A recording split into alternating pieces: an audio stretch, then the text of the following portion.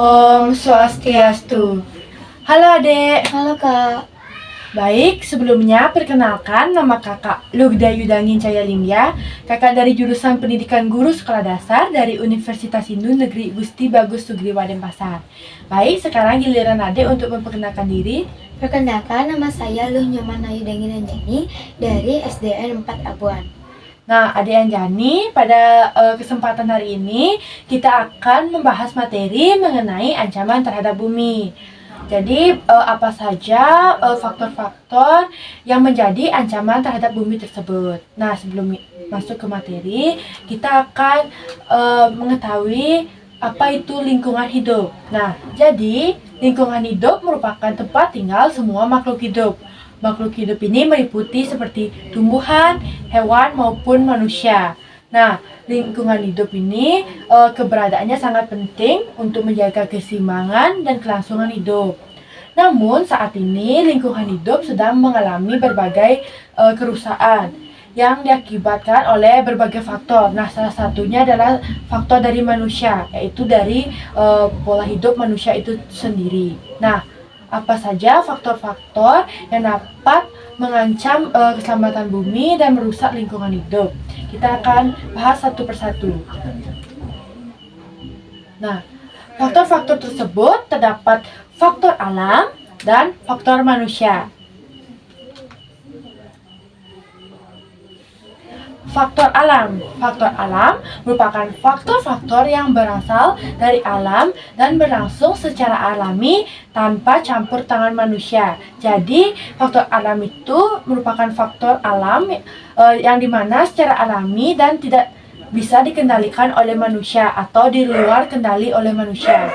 Nah, apa saja faktor-faktor alam yang dapat mempengaruhi kerusakan lingkungan seperti gempa bumi. Nah, di mana gempa bumi ini terjadi karena adanya pergerakan lempeng bumi atau aktivitas dari gunung berapi.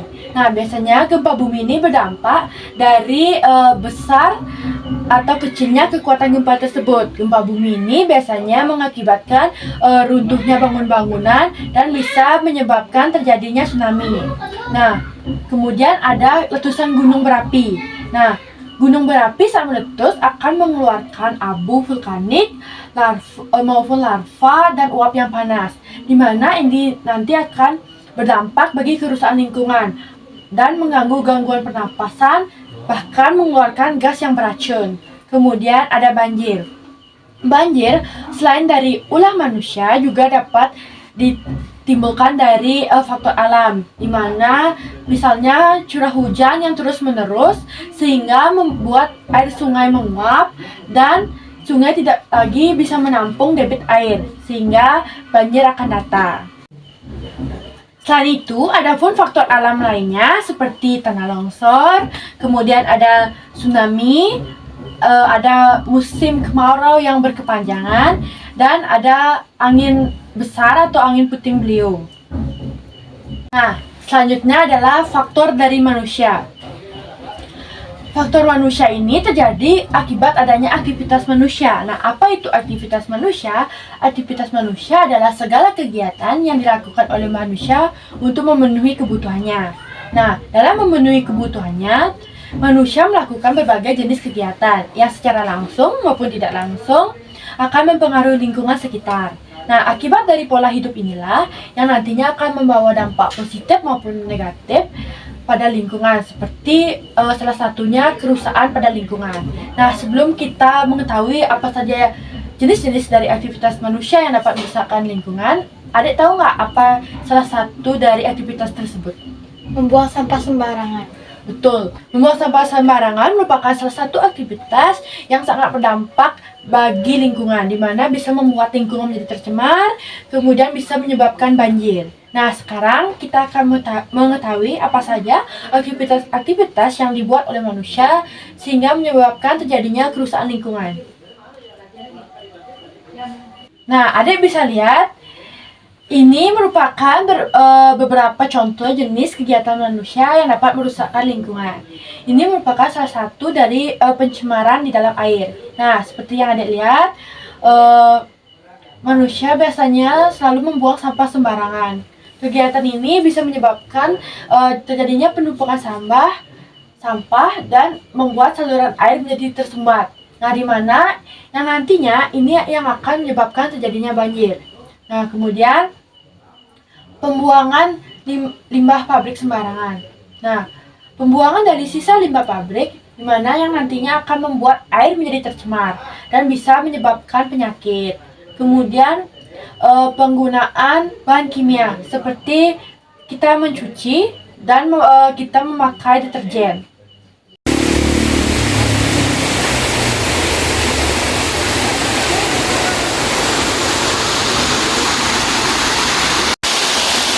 Nah, tadi itu merupakan salah satu contoh perilaku menyimpang yang dilakukan oleh manusia, di mana mereka secara sadar dan tidak bertanggung jawab membuang sampah sembarangan.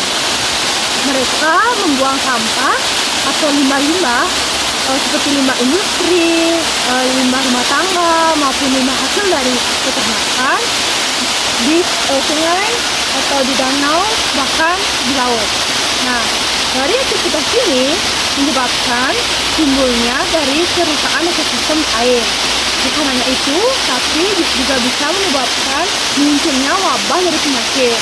Kemudian lingkungan menjadi tercemar dan merusak pemandangan di sekitar.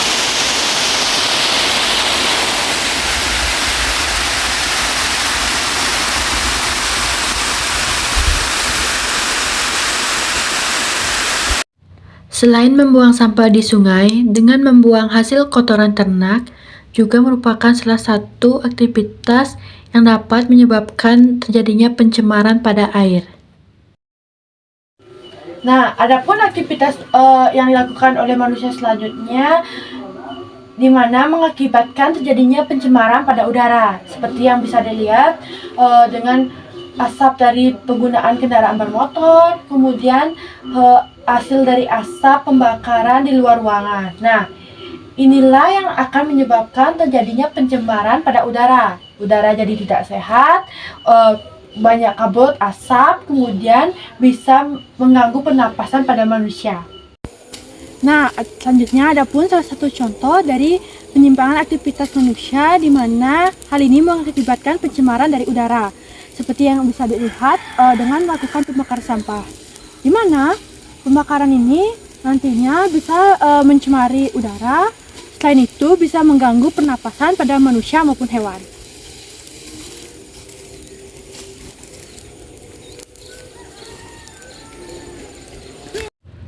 Dengan melakukan aktivitas pembakaran di luar ruangan, ini bisa menyebabkan terjadinya polusi udara dan mengganggu sistem pernapasan pada manusia. Selanjutnya, adapun aktivitas manusia yang menyebabkan pencemaran pada tanah. Nah, di mana bisa dilihat pada gambar di layar, seperti sampah-sampah plastik yang menumpuk. Manusia kesulitan dalam mengelolanya sehingga manusia membuang sembarangan. Di mana nantinya sampah-sampah itu akan menumpuk dan menyebabkan tercemarnya tanah. Tanah akan menjadi tidak sehat, kemudian akan merusak pemandangan lingkungan. Kemudian limbah-limbah dari sisa pabrik. Adapun penggunaan pestisida yang berlebihan, di mana bahan kimia ini bisa merusak kesuburan dari tanah tersebut. Adanya produksi yang berlebihan dari suatu aktivitas kegiatan manusia, inilah yang menyebabkan di mana manusia itu kesulitan di dalam pengelolaan limbah tersebut. Sehingga jika kita tidak mengelolanya dengan baik, limbah tersebut akan menumpuk dan akan menyebabkan pencemaran terhadap lingkungan dan merusak ekosistem alami seperti yang ada bisa lihat. Nah, selanjutnya adalah adapun aktivitas pembangunan, di mana aktivitas ini untuk memenuhi keperluan manusia dalam infrastruktur pembangunan seperti pembangunan industri, sekolah, pabrik, perumahan. Nah, di mana nantinya ini juga berdampak pada lingkungan, di mana lahan tanah akan semakin sempit dan semakin sedikit. Nah, di dalam sarana dan prasarana kehidupannya, manusia juga melakukan aktivitas pembangunan, di mana pembangunan ini meliputi seperti pembangunan pemukiman, pembangunan pabrik, pembangunan perindustrian, dan masih banyak lagi. Nah, dari aktivitas ini juga mengakibatkan dampak negatif untuk lingkungan jika tidak diseimbangi dengan pelestarian alam. Nah, salah satu contoh dampak negatifnya seperti hilangnya lahan alami karena habis dibuat pembangunan.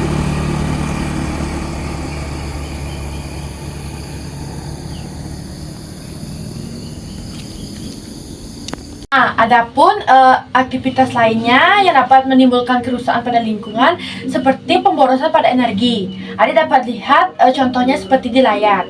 Nah, pemborosan energi ini seperti saat siang hari kita masih menghidupkan lampu, kemudian saat menghidupkan air kita tidak menutupnya dengan rapat sehingga air akan terjadi terbuang sia-sia. Kemudian saat mengecas handphone, saat handphone sudah full baterai, kita hanya mencabut handphone namun charger masih tersambung pada listrik.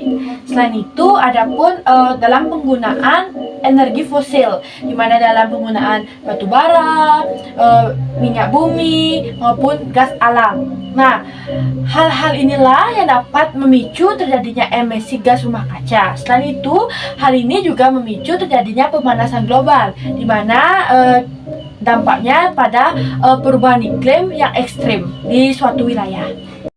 Aktivitas pemborosan energi yang sering dilakukan seperti tidak mencabut charger dari stop kontak ketika sudah selesai digunakan, membuang-buang air dan membiarkan air mengalir begitu saja. Saat tidak menggunakan alat elektronik tetapi tetap membiarkannya hidup. Kak, kalau ini aktivitas apa namanya? Nah, kalau ini merupakan salah satu aktivitas penyimpangan yang dilakukan oleh manusia, yaitu penebangan hutan secara liar. Nah, dapat adik lihat seperti yang di sekitar ini merupakan adalah hasil-hasil dari penebangan hutan, di mana ini bertujuan untuk kepentingan kegiatan industri maupun pembangunan. Adapun dampak dari kegiatan ini seperti rusaknya ekosistem alami, kemudian punahnya keanekaragaman hayati, dan mengurangi resapan air. Nah, pengurangan dari resapan air ini nantinya dapat menimbulkan tanah longsor maupun banjir.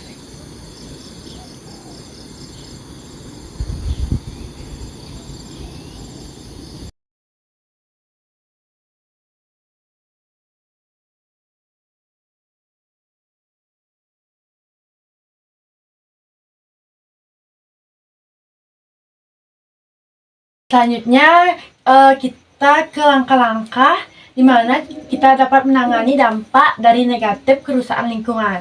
Nah, langkah yang dapat kita lakukan, di mana yang pertama kita bisa menerapkan prinsip 4R, di mana ada reduce, yaitu mengurangi. Nah, mengurangi penggunaan barang-barang yang tidak perlu seperti sampah sekali pakai, kemudian kantong plastik, dan kemasan makanan. Kemudian ada reuse, di mana memakai ulang. Nah, memakai ulang kembali barang-barang yang masih bisa digunakan seperti botol plastik, pakaian bekas, kemudian dan barang elektronik lainnya. Kemudian ada recycle, di mana kita bisa mendaur ulang kembali barang-barang yang tidak digunakan, seperti kertas, plastik maupun logam. Dan yang terakhir ada replant, di mana kita bisa melakukan penanaman kembali. Nah, penanaman kembali pohon-pohon yang telah ditebang dan menjaga kelestarian hutan.